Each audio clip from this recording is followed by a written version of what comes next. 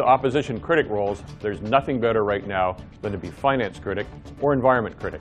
There are so many targets for Tracy Redies and Peter Milobar, it is not funny, and there's no shortage of them coming in the years ahead.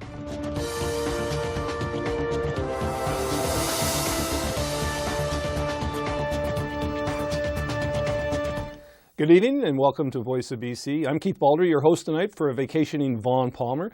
He'll be back next week. Glad to be here. We've got two new faces on the show and two relatively new faces on the BC political scene.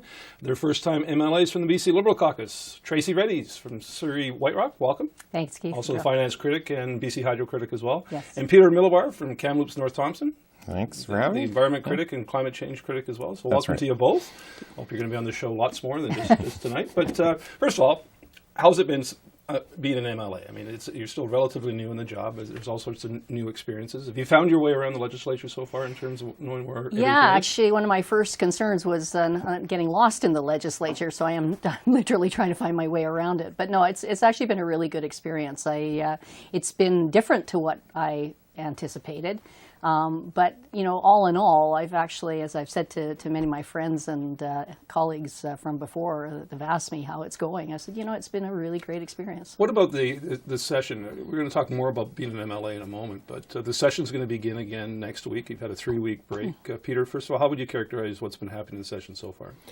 You know, I think we're starting to find our feet as an opposition. I think the first session we did quite well as well, but obviously going through a leadership race at that time, it was a little bit more challenging to really bring that front forward. And I think after 16 years in government, it probably took a little bit of a transition time as well for all sides, right? We saw the government standing up and they would call people minister on the other side, on our side, and, yes. and that. So I think that first few weeks in the fall kind of flatten that out, and now with Andrew in as our leader and that clear direction forward, I think we've really been able to hold the government to account, and I think we'll come back even stronger here starting next week. What do you expect next week, Tracy, in terms of issues that might dominate? Well, I think there's going to continue to be a lot of discussion around the taxation measures that the government has brought in with, you know, apparently with not too much analysis or thought.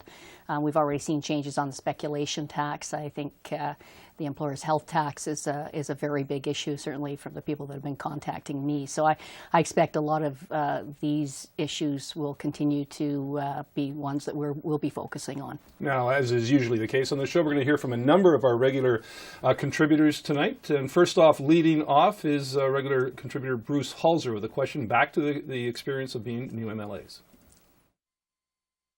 You were the CEO of a big financial institution for 5 years before becoming an MLA.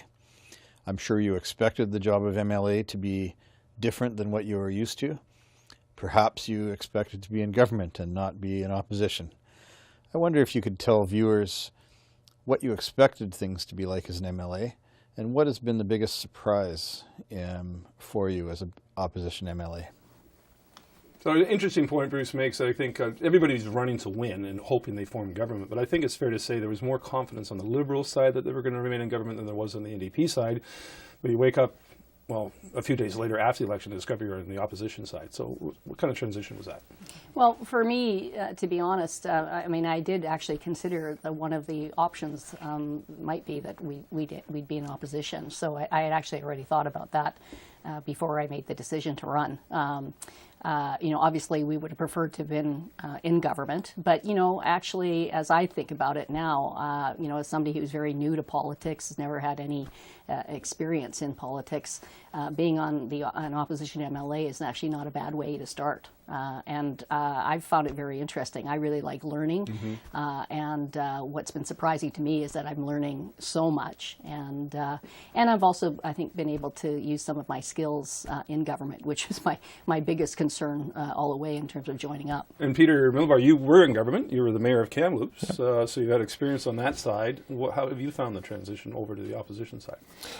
You know, it's about what I thought it would be. The biggest thing I had to reconcile coming out of being a mayor was being comfortable enough in the knowledge. As a mayor, it's a very public process when you try to guide or direct a discussion or have your say or have input, and knowing that whether you're in government or you're in opposition, that happens pretty much in caucus meetings, which are closed meetings.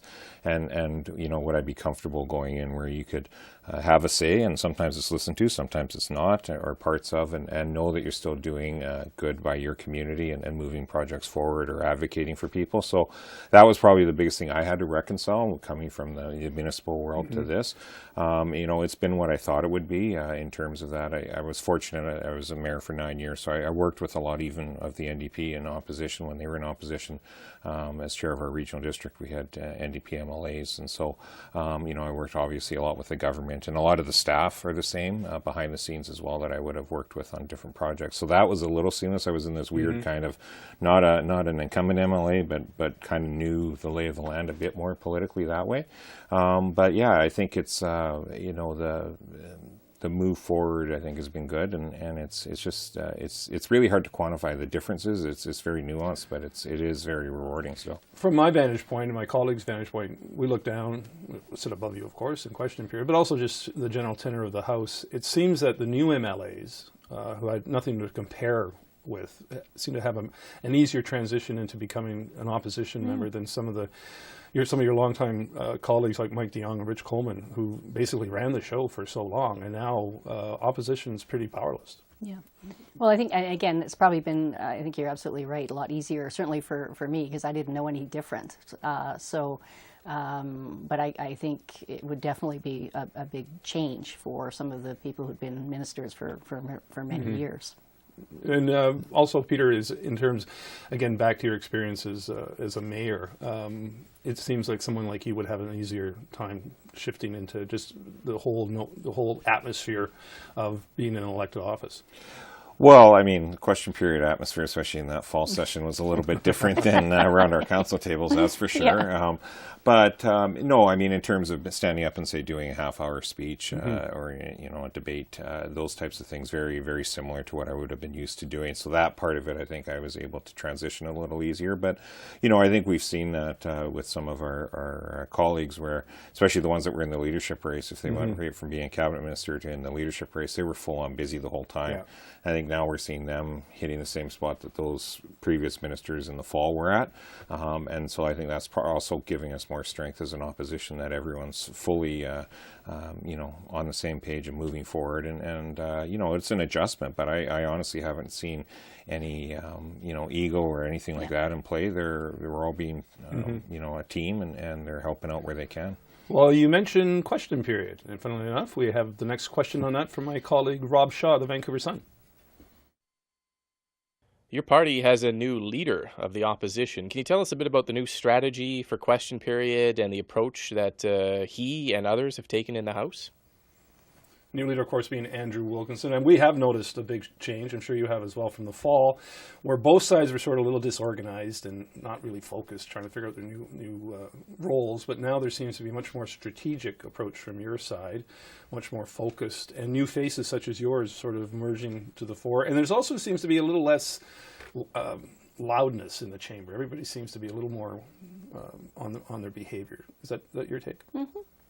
Yeah, I mean, I think, Andrew has brought a discipline and focus to question period, and I think, that's important because what we're trying to do is get answers out of the government, and the more we can spend our time asking them questions rather than, banging tables, et cetera, the more, we can see where they're coming from, where they're going, and I think that's helpful to everybody, frankly. And you seem to have a more focused attack in terms of the issues you're looking at. I think in the fall it was sort of everybody was all over the map all the time. There wasn't an essential theme, but you seem to have hit upon sort of those two taxes you mentioned earlier seem to be the dominant issues in question period. Well, absolutely, and I think what you saw in the fall was you had a leadership race unfolding. You had everyone trying to figure out where their place in a new role would be. You had a a budget update, but not a new budget by the government. So it was a lot of what was in that budget update was still BC Liberal numbers.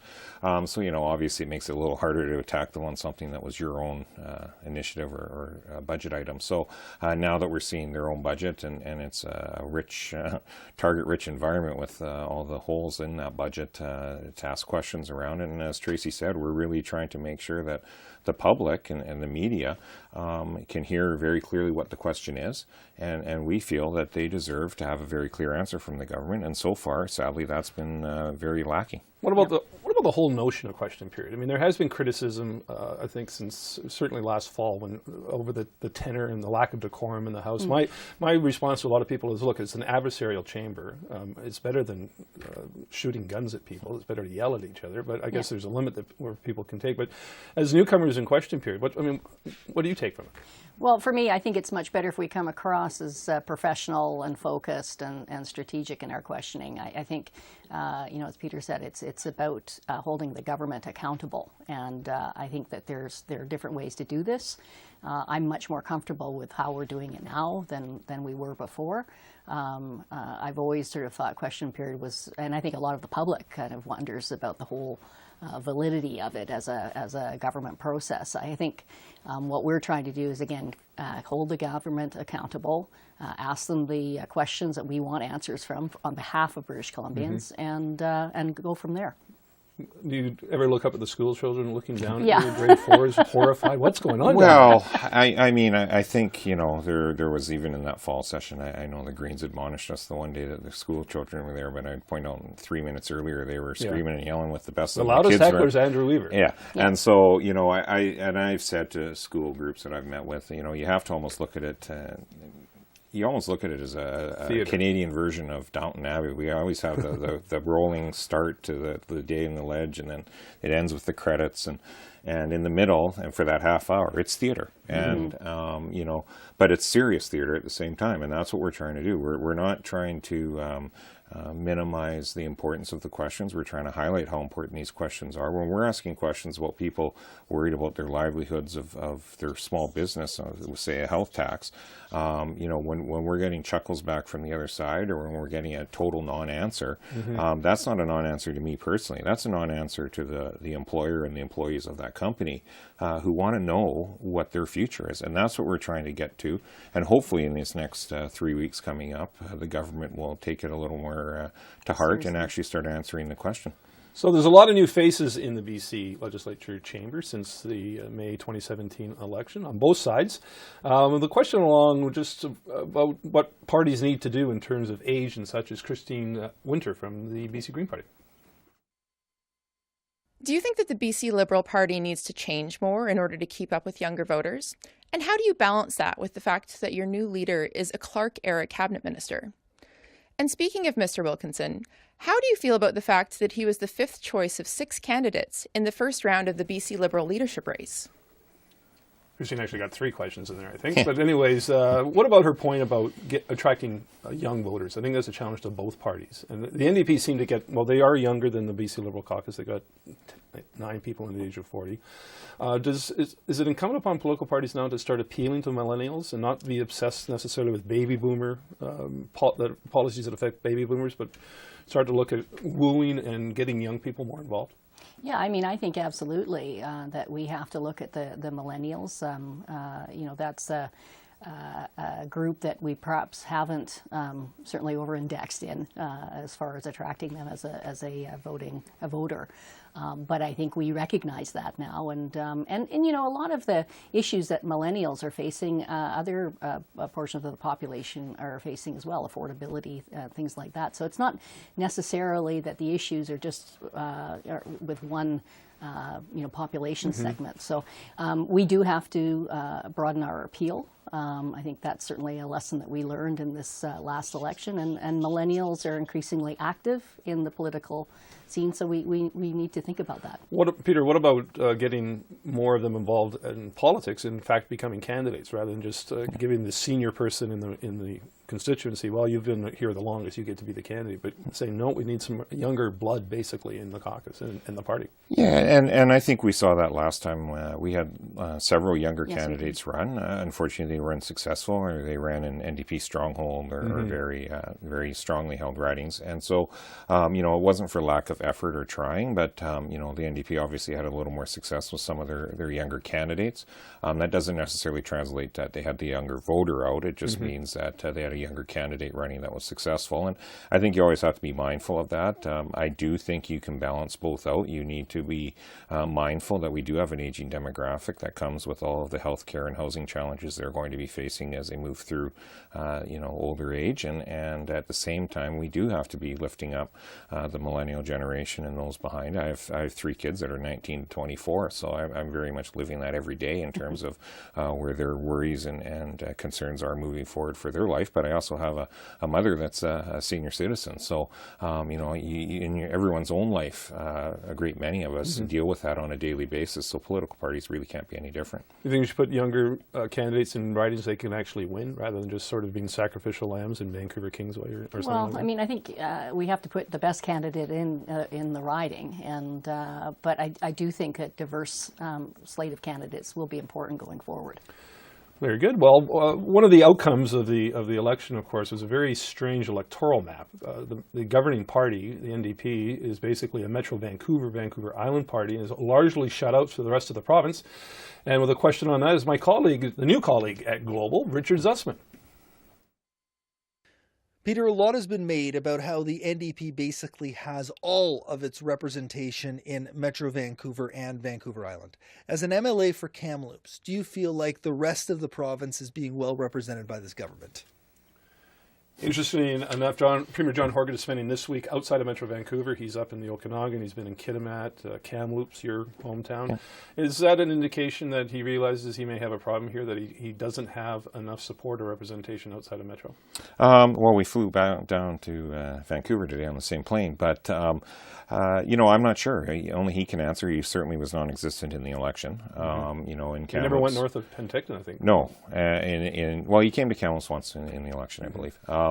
In terms of, announcements that we've seen in the interior, they've been predominantly re-announcements, slight top-ups here and there, but more or less the same. What was previously announced. So hopefully moving forward, it doesn't come at the expense of other projects, and we'll see things move forward. I think sometimes that rural-urban divide gets played up. Now, coming from Kamloops, we would hear that a lot between our North Shore and our South Shore. People feel that there's a divide there, even when amalgamation happened in Kamloops. And so, I think if you dwell on that, as opposed to looking at the strengths that everyone provides to each other, certainly the Lower Mainland does provide support to the interior, and vice versa. And I think that's where we really need to be focusing and moving forward. That's certainly where our party is trying to focus and be a unifying party out there, and not say one part of the province has to be left behind at the expense of the other. And so that's really what we're focusing on. Now, do both parties have a challenge here, though, Tracy? I mean, the Liberals have to find a way to sort of re-enter the issues that affect voters in particularly suburban Metro Vancouver. So you've got work to do on that front. The NDP's got work to do on sort of the northern front.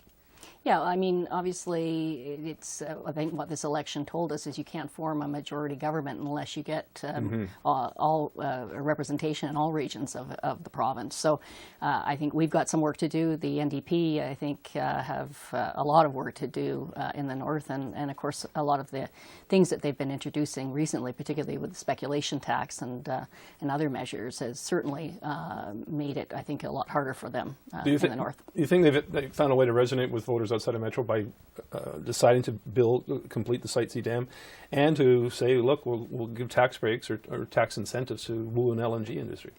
No, I don't think that's going to ultimately tip the scales in their favor, frankly. There's a lot of people in the interior that are upset that they basically wasted $1 billion studying a dam that most people realized we needed to build while they were still talking about electrifying our province to reduce carbon. Kinder Morgan certainly isn't winning them a lot of fans in the interior, and even in the Lower Mainland there is strong support for the project. And so, I think overall, what the government needs to do, and I'm not trying to give them political advice, but you know, I see our focus being more on making sure that we're reconnecting with the Lower Mainland, not forgetting about the interior, recognizing that a strong resource industry-based economy in the interior does help the Lower Mainland, and how do we make those connections so that all people that are needing that urban piece feel like the government's helping them, and the people in the interior feel like the government's helping them as well. All right. Well, we're going to take a very short break here on Voice of BC. Don't go away. We'll be back with Tracy Redies and Peter Milobar of the BC Liberal Caucus.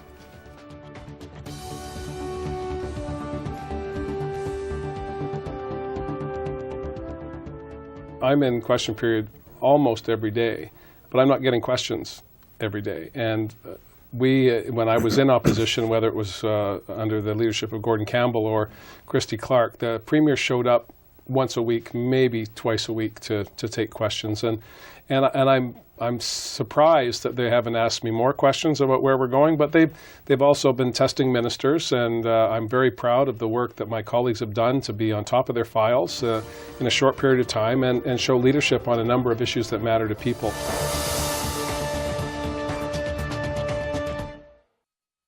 Wait, stop, don't turn that dial. More's coming up as you're watching Voice of BC on Shaw TV. I'm Andrew Weaver, leader of the BC Green Party. There are more ways to connect with us at Voice of BC. Email us at vobc@shaw.ca. Follow us on Twitter at Voice of BC. Or like us on Facebook at facebook.com/VOBC on Shaw TV.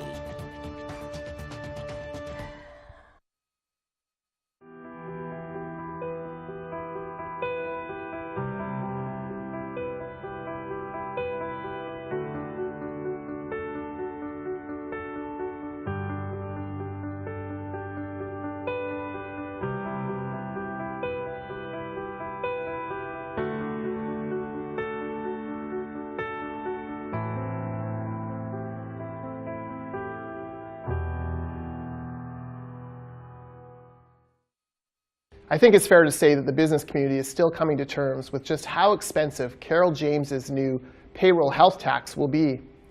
One company we've talked to in Victoria is expecting to spend $61,000 a year on this tax. And that comes on top of CPP, EI, gas, and carbon tax increases. They're headed into major cost-cutting mode. This is a company that actually shares profits with its employees, and they figure it's going to cost every employee between $1,800 and $4,000 a year. Is that really fair? Welcome back to Voice of BC. I'm Keith Baldrey here with Tracy Redies and Peter Milobar, BC Liberal MLAs. So we're going to talk a little bit about the election now. We talked a little bit about it before the break, but I just want to go back to election night and just a couple of days afterwards. No matter what party you belong to, you must have been fascinated by what was happening, the drama and the emotions associated with that.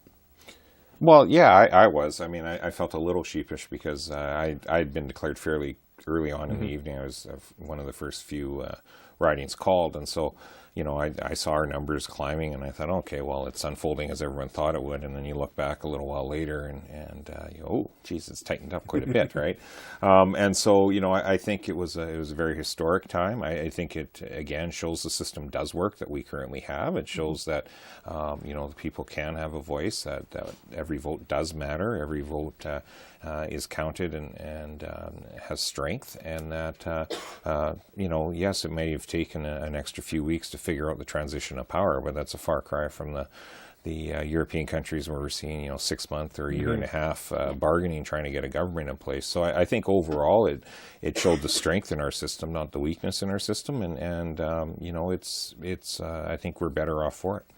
Was it exciting as well, Tracy? I mean, you were in a fairly safe seat, but still just the drama unfolding in your first time MLA, about what the heck's happening here? Well, I remember coming in, and because I wasn't probably as early as Peter, but we were one of the earlier ridings that were announced. And I remember coming in, and as I was making my speech to the group that was gathered, we had the TV behind us, and it was showing the seats going back and forth. And of course, it was I think very hard for people to concentrate on what I was saying. They were looking at what was actually happening in terms of the actual seats. And I don't think that we went home until about 2 o'clock in the morning. And then just watching it all unfold from there, it was history unfolding when we were a part of it, right? Well, I was on the air until 2 o'clock in the morning. I think we were on there for 7 straight hours. I was watching you. Yes. It was a fascinating night. But there's all sorts of theories of why the election went one way or another. What were the issues on the table? Bill Tillman now with one of his theories.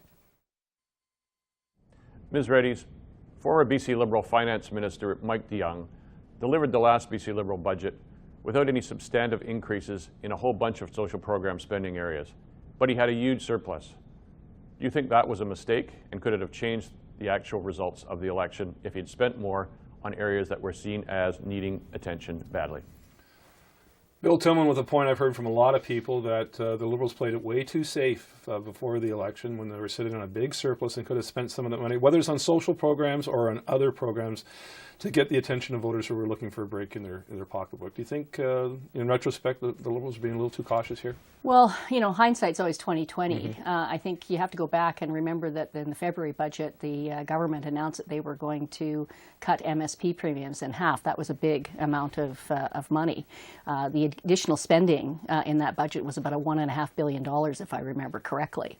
I think if perhaps there had been better clarity that we were going to have the size of the budget surplus, we could have spent more money. And I guess that's just the way things unfolded. I don't think I think we can learn some lessons from this, but we can't go back and change history. So all we need to do now is go forward and think what needs to happen for the next election. Given the number of ridings that tipped in Metro Vancouver, where cost of living is a big issue for pretty well everybody who lives there, around pretty well what your income level is. Do you think that there was that disconnect there between your former party before you actually became an MLA and the people who live there? Well, I think obviously we lost some seats in the Lower Mainland, so more work could have been done.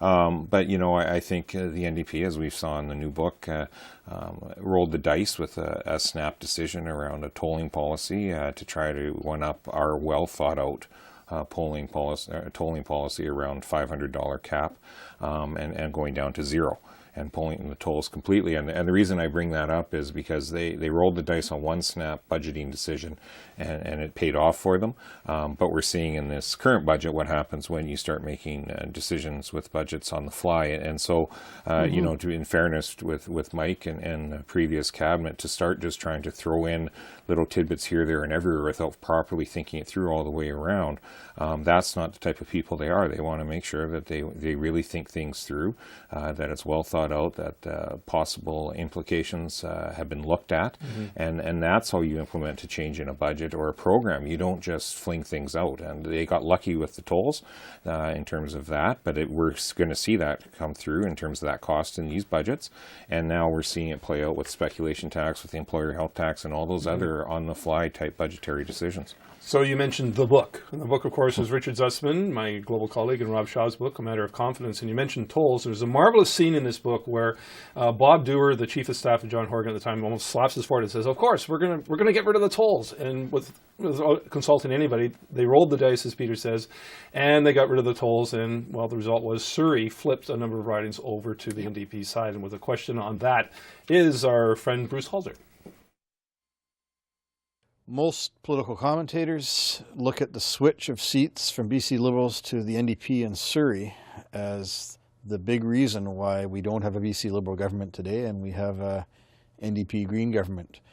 As one of the surviving Surrey MLAs, I wonder what your thoughts are about how the BC Liberal and NDP platforms affected Surrey, what could have been done differently, and what you think the prospects are for the BC Liberals in Surrey next time.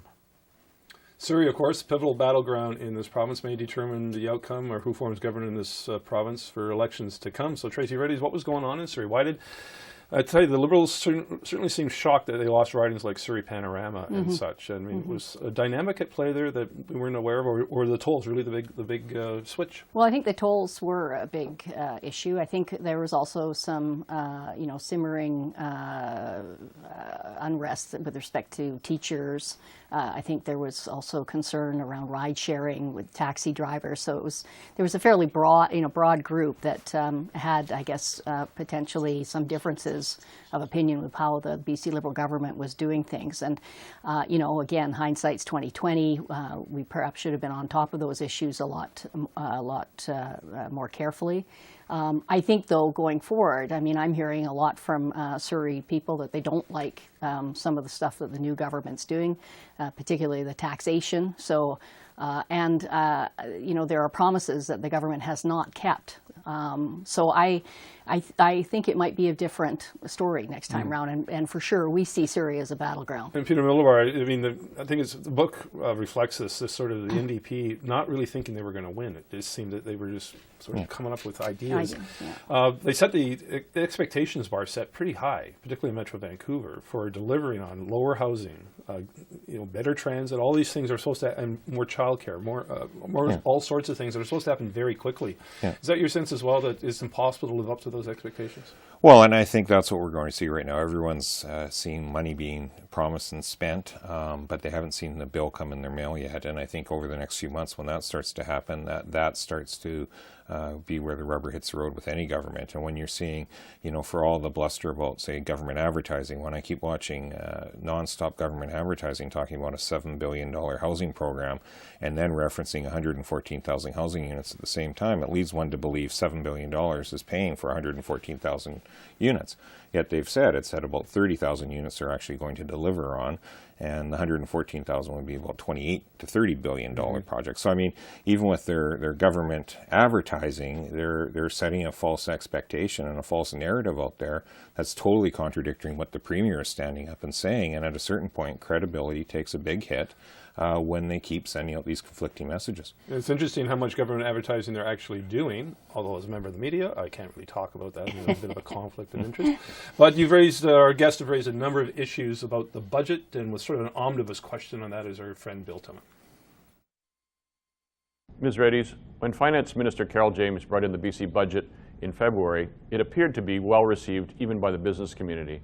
But since then, there have been a number of kind of surprises or pieces of the budget that didn't seem obvious at the time that have come back to bite the NDP. What do you think is the real problem with the BC budget that could be fixed, and will it be fixed? Interesting observation by Bill Tillman. I remember in the budget lockup with the stakeholders, when they merged the media lockup with all the other interest groups, there really wasn't a lot of negativity, even in the business side, but Bill's right. As it's progressed, as the light is shone on the speculation tax and the pennies dropping on this payroll tax, that's two areas that seem, again, they form the guts of question period so far. Yes. Is that the most vulnerable area of this budget? I think it is. I think actually, to add on to what Peter was saying earlier, the government keeps talking about affordability, but if you look in the one of the back tables of the budget, it shows that taxation per capita is rising from $5,600 in 2017 to $7,050 per capita by 2021. That's not creating more affordability for British Columbians. That's adding on tax. And I think businesses are getting hit from all sides. They've got the employer's health tax, they have minimum wages rising, the carbon tax. So it's all these things all coming together. And I think what is incredible to me, as someone who's been in the finance business for a long time, is the lack of modeling or real forecasting of what the quantum of these taxes are going to do to the business environment. And I think the businesses are starting to realize it because, and the municipalities, the universities, I mean, these are huge numbers. And they all are going to trickle down to property owners or to the cost of goods sold or to potentially job loss or lack of job growth. And that's the way this is going to go. Peter Milobar, even a couple of New Democrats, not necessarily members of this government, just old hands, have expressed some concern to me that, their party is going to be again framed by taxation. which was a problem in the 90s. They barely won that 96 election by the skin of their teeth after huge tax increases. You think that that may force some changes on that front because of historically, they're seen as a tax and spend party, they don't last long? Well, I think that's why historically across the country they don't last long, and so it's not just exclusive to BC. But when you look right now at the sheer level of spending increase across the board, and yet the still mind-boggling number of broken promises that still come with even that increased spending, there's going to be a lot of unhappy former supportive groups out there. We talk about Surrey and the Lower Mainland. If you look at the promise that there will never be another portable in Surrey in 4 years, and then you look at the $2 billion for capital with the school budget, and that's supposed to include seismic, that's including new builds across the province, that's including renovation money for schools around the province, as well as all the Surrey portables. The numbers don't add up. And so either no one else in the province is getting any work done, and Surrey's getting all the work done, or it's a false premise. And I think as the longer people see this unfold, they will see that. And how do you just remove a speculation tax without having a hit to your number? How do you say you're going to look at exemptions for the employee health tax to almost half of the payroll out there without having $1 billion hole in your numbers? And so again, it comes down to credibility. It comes down to credibility of these are their own platforms too. This isn't even us politicizing it. This is the NDP platform, which I'll remind everyone, through the election, they kept insisting all of it was fully costed and fully funded from existing BC Liberal numbers. That was even before the $2.7 billion surplus. So, I mean, the fact they can't even come close to delivering on their promises in an even bigger funding envelope doesn't bode well for the future. Do you think, is it your expectation you're going to make the payroll tax still the centerpiece of the attack going forward? Well, I think it's going to be one of them. I think we're obviously very concerned about, again, the quantum of taxes that are hitting the business community. And then when you layer on some of the other things that the NDP have been doing around Kinder Morgan, or even what they did with Site C, the investment climate in BC is looking quite grim right now. And when I talk to businesses, and we've been talking to quite a few of them over the last 3 weeks, there is a palpable sense of fear of what's coming down the pipeline. And as Peter mentioned, the NDP, they have increased spending by $10 billion in the first 10 months of their office. And they still haven't finished what they said they were going to do. So, this is shaping up to be a tax and spend government for sure. Now, you mentioned the word investor. And one of the big investors the Horgan government is looking for is the LNG industry. Had a big announcement a short time ago offering all sorts of tax incentives to wooing LNG Canada to come into BC. And with a question on that, my friend and colleague Richard Zussman. The NDP seem well on their way, Tracy, to getting LNG in this province. Were they able to deliver on something that the Liberals, I know you weren't in government, but that the Liberals, when in government, were never able to do? Well, according to certainly a lot of business analysts we read in the paper, LNG Canada seems to be inching towards a final investment decision of actually coming in. I mean, is the word ironic to be used here if suddenly John Horgan is the premier at a time when the LNG actually comes into BC after Christy Clark's, all those efforts from the Clark government? Well, I suspect the decision is going to be made primarily on what LNG Canada thinks the LNG market is going to be. And certainly we've seen in the forecasts that there looks like there's going to be increasing demand. So I think that's probably what's motivating LNG Canada. The NDP may be getting a bit lucky with timing. And they certainly seem to be ready to give away the farm, which I don't think the previous government thought was the best approach. So we'll see.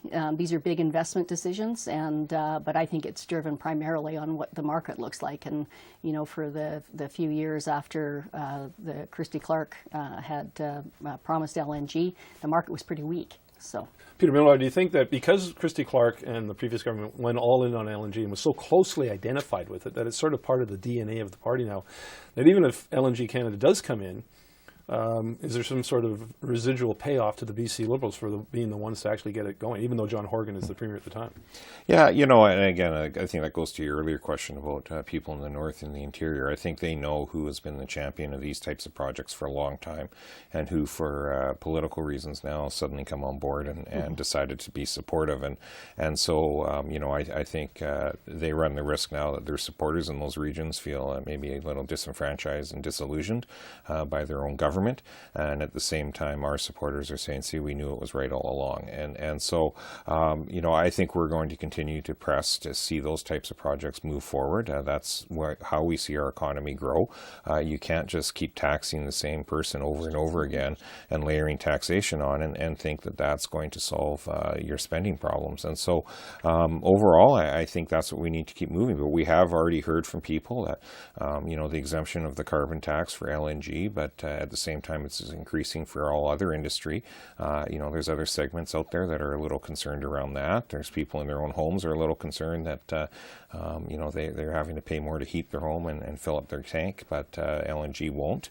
And so I think those things still need to be looked at. But if it's like any other tax policy that's been presented shortly or recently, it'll probably get amended 16 times between now and next week. So, all right. Well, we're going to take our second break here on Voice of BC, so stay with us. Still got lots more to talk about with Tracy Redies and Peter Milobar.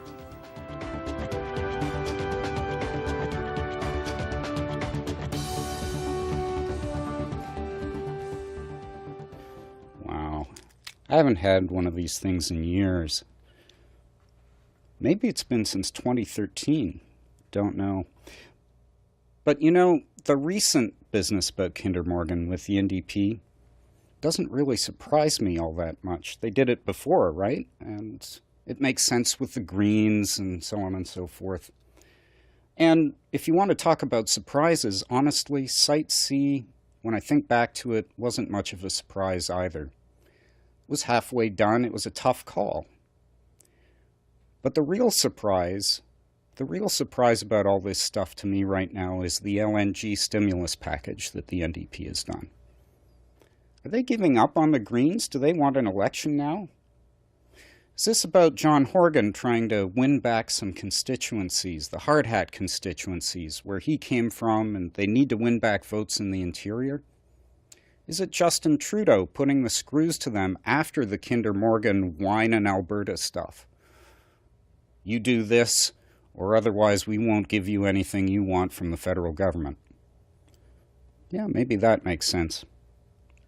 I think I'll eat this thing, although they do say it's a choking hazard. Should ask the Minister of Health.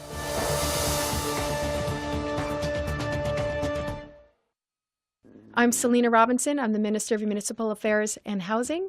It's Thursday night. You're watching Voice of BC, and so am I.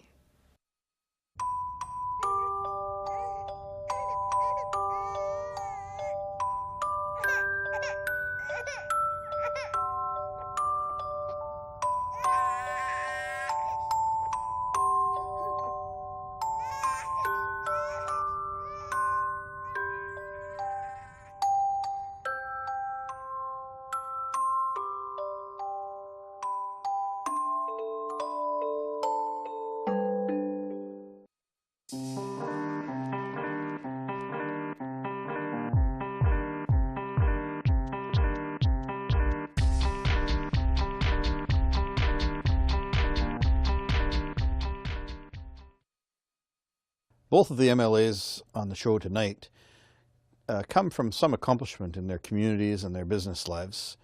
Neither have long partisan affiliations or backgrounds. Often MLAs like that become disillusioned during their first term as they adjust to the partisan nature of the legislature and party politics in BC. It's a nature of politics to be with your team, to support your team, but often first-time MLAs choose not to have a second term because it's not their style. It'll be interesting to see how these two MLAs develop in their first term.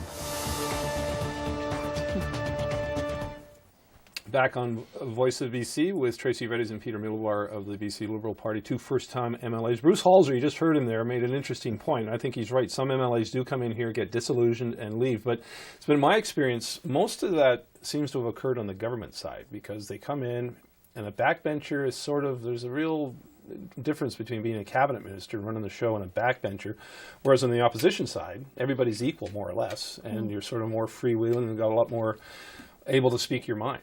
Is that, I mean, I don't think you guys are disillusioned yet, but you think that's a fair comment?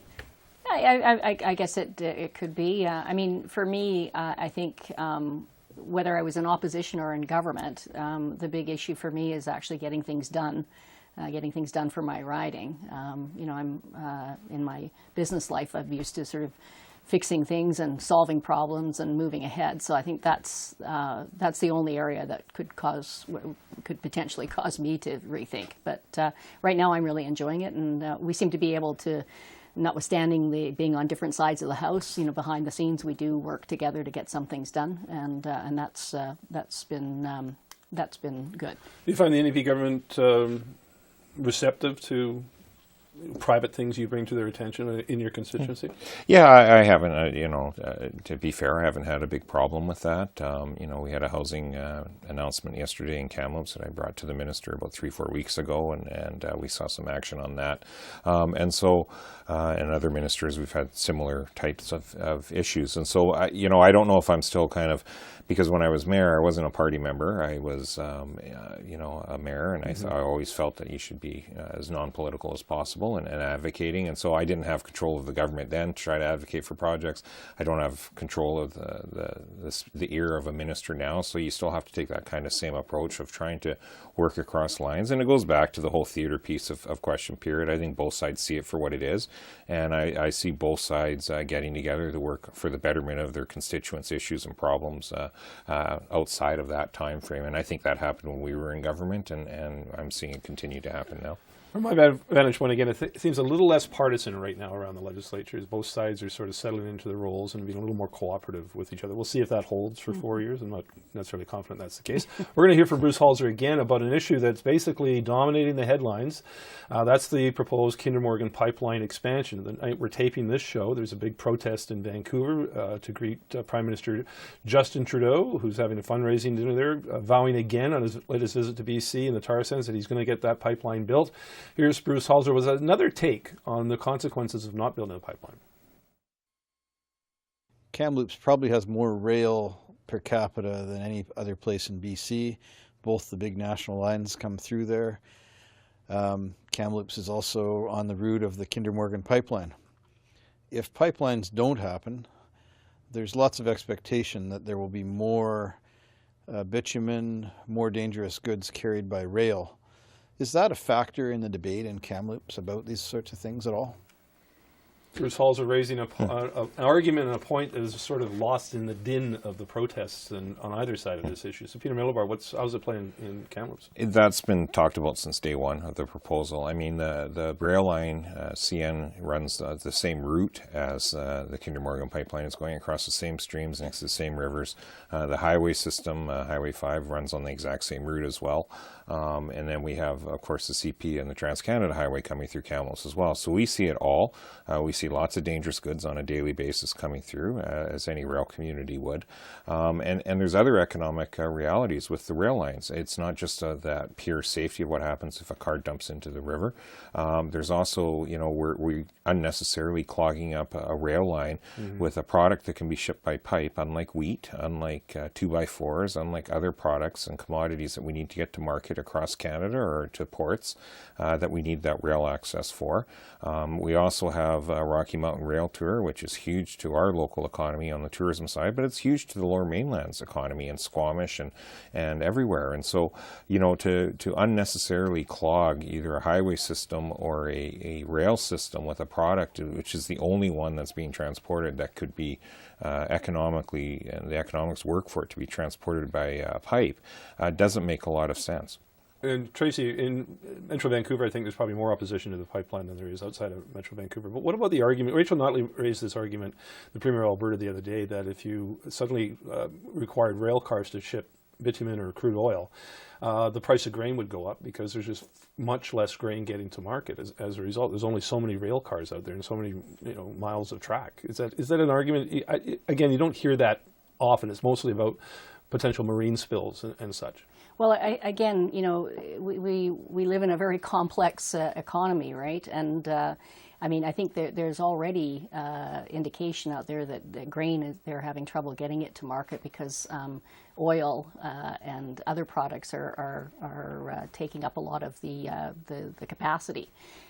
So I actually think that Premier Notley does have a point, and and I think everybody obviously wants to make sure that things are safe. I live in a community where we have dangerous goods going through our highly dense populated You've got that rickety area. rail line down We've got the BNSF rail line going through there with oil, androgynous ammonia. In fact, this is something that I've been actually talking to the Premier about because we're very concerned about the safety issues on that front. So, I appreciate this, and I think everybody wants to make sure that things are safe, but we also have to look at it in terms of what are the unintended consequences of actions that we take. And I think pipelines have been demonstrated to be a much safer way of moving heavy oil. There's certainly evidence to support that. We're going to fire through some issues now as well, and here's one everybody's favorite, or least favorite. It's ICBC. Andrew McLeod, my press gallery colleague from the Tyee. Attorney General David Eby has said that ICBC was in a state comparable to a dumpster fire when the current government inherited it from the previous government. Now, neither of you were part of that previous government, but I'm wondering if you agree with Mr. Eby's assessment, and if you were in government now, what would you do to fix ICBC? Not sure there's an easy fix there, but Tracy Redies, you're the finance critic. I know you're also responsible for hydro, but is there an easy fix to ICBC, or are rates inevitably going to go up big time? I don't think there's one fix to ICBC. I think there's a number of things that have to be done. But I guess I perhaps have a difference of opinion in terms of how the current government is positioning ICBC, and it's quite interesting to me that 4 or 5 months ago we were talking about $190 million deficit loss, and then 4 months later it's 1.3 billion. To me, that's quite interesting. Well, Peter Milobar, people have raised suspicions about this. Is this new number sort of artificially loaded up to make the situation look worse than it actually is? Yeah, and I think that's where you start to have a bit of problem when you start reviewing the budget documents and how ICBC ties into that in terms of the credibility of their numbers and how are they going to make exemptions when they have these other big issues. And as Tracy said, we had a document, an accounting of ICBC signed off by this current finance minister that stated much lower problems and deficit problems than what was announced 3 months later. And so, there's certainly some of that would be the roll forward. You don't know when a claim's going to come forward, but to think that it's almost $1 billion suddenly appeared in the space of 4 months because of a change of government, is a little bit of a hard pill to swallow. So I think trying to get to where the real meat of the problem is going to be difficult. I do think it's been hyper politicized. Why? I'm not sure. They're the government now. Whether they like it or not, they asked to be the ones in charge of fixing problems. So here's a problem, go ahead and fix it. And so that's, and I think they're still trying to figure out how to transition to that role as well. Although I think they'd much rather prefer to be in a position of trying to fix a problem than complain about a problem after 16 years in opposition. We're going to switch gears again now to transit with another question from Richard Zussman from Global, who I'm giving a lot of airtime to tonight. So here's Richard. Tracy, the NDP finally figured out a way to get the municipalities to pay for their 20% of Phase 2 transit projects. That obviously includes the Surrey LRT and the Broadway subway line extension. Do you think it was a fair deal and that municipalities are covering the 20% the way they should be? So, Richard, talking about the latest move by the municipalities, finding a way to cover their shrinking portion of some very expensive projects. Have they done the right thing?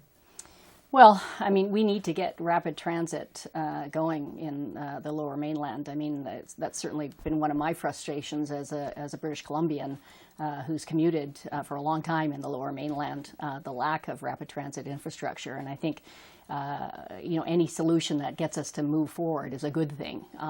Having said that, I do think that, again, the various increases in fares and taxes that the municipalities are looking at, when you add it to everything else, I think there's going to be, again, this cry of how is government at all levels making life more affordable for British Columbians. So we're going to have a new Patella Bridge, Broadway subway line, Surrey LRT. My estimate, provincial government share of that's probably around $5 to $7 billion. Don't forget they took over the Golden Years. In the Golden Years.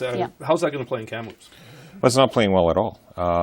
So the deal with transit back in the day was that 100% of hospitals in the Lower Mainland would be paid for by the province, and the Lower Mainland would take care of their transit. And that's why BC Transit was set up and TransLink was set up. So BC Transit was the rest of the province, and those BC Transit communities like Kamloops and Kelowna pay 40% of the capital of hospitals. And so in Kamloops' case, we're looking at a $500 million expansion. We're coming up with $200 million.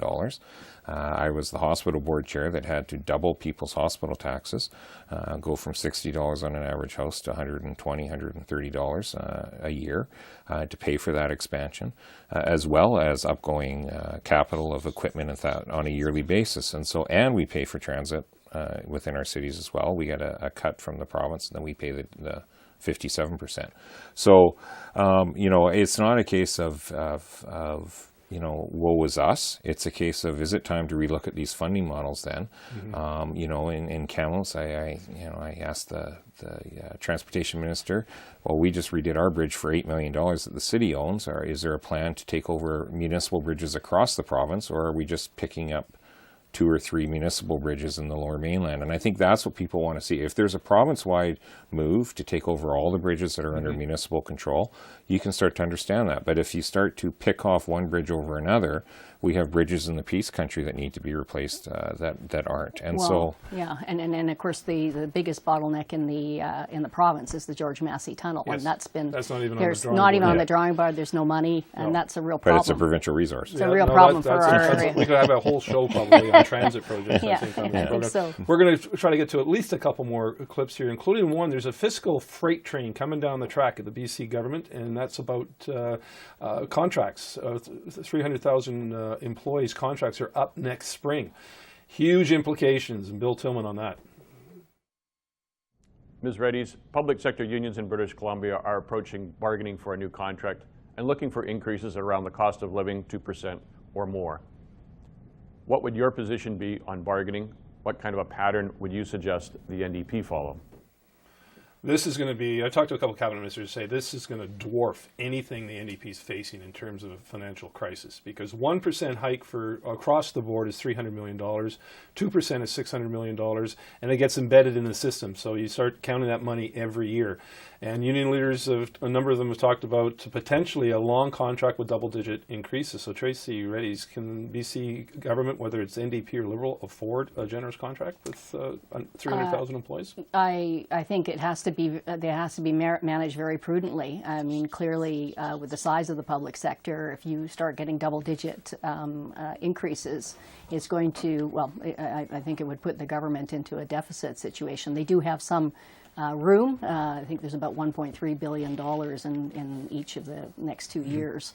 But that could get eaten up very quickly, and they also have to have money in the budget to manage unforeseen risks, interest rate increases, wildfires, et cetera. So I think my advice to the government is to manage that very carefully, because if they don't, it'll put them into a real problem. I think we're facing inevitable job action with a number of these public sector employees. Well, that's probably the great irony out of this. The job action will come to an NDP government again, and that's happened in the 90s, right? right? They had a lot of job action against them. And the Dave Barrett government in the 70s. Yeah, and I think it's because of that expectation of their unions that have supported them through the years, saying, okay, it's time. I don't begrudge the union for negotiating and throwing out a number to start and saying, you better come in. They did it for the BC Liberals all the time. But I think there was also recognition that that was going to get whittled down, and somewhere in the middle was going to be an agreement.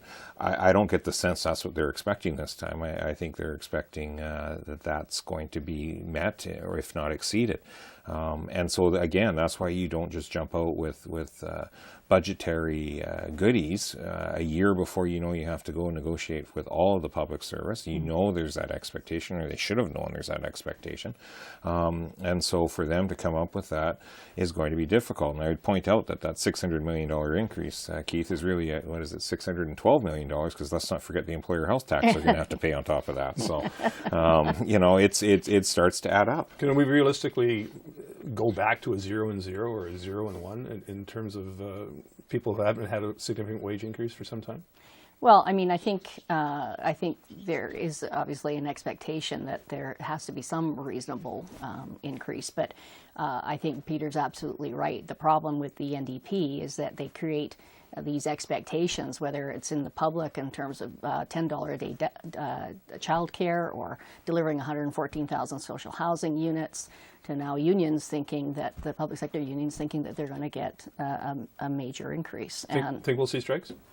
Well, we've certainly seen them in the past with the NDP government, and there just is a mismatch between the expectations they create and what they can actually deliver.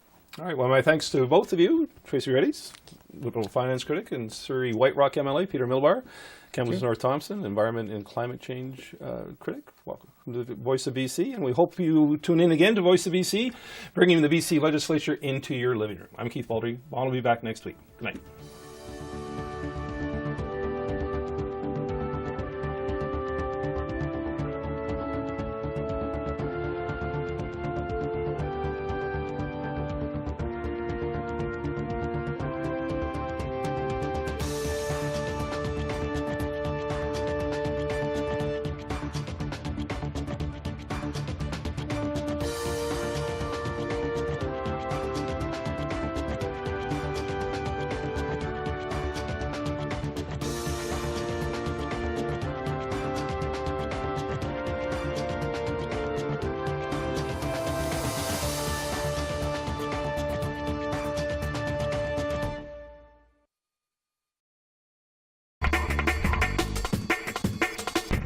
The following is a community access program. While this program does not necessarily reflect the views of Shaw or its employees, Shaw is proud to support local producers and share local voices, ideas, and opinions. To find out more about community